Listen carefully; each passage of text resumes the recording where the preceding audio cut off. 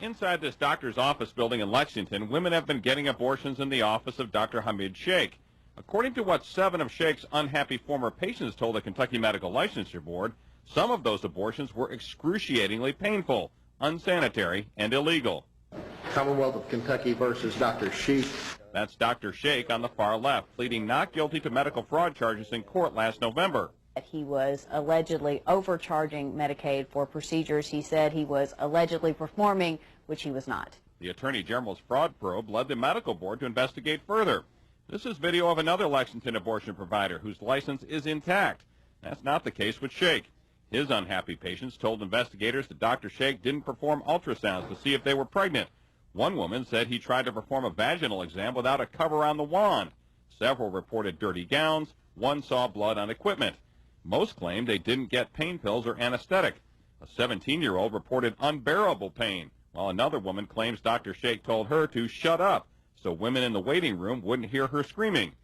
The state investigator looked at records of 22 patients, finding 8 apparently weren't required to wait the required 24 hours for an abortion. There were outdated medications and biohazardous materials removed during abortions that hadn't been picked up in 12 weeks. I do find it shocking of some of the allegations. The head of the EMW clinic in Lexington hopes the allegations against Dr. Sheikh do not reflect poorly on other abortion providers.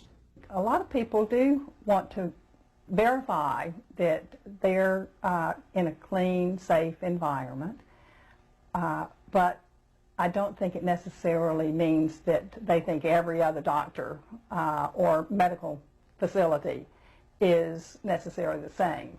Dr. Sheikh tells me he's been a doctor for 33 years with no complaints against him until last year. He denies all of the allegations in his written response to the Medical Licensure Board and says the state investigator was biased against him. Sheikh says he personally sterilizes his instruments, did require 24-hour waiting periods, and never used ineffective medicine.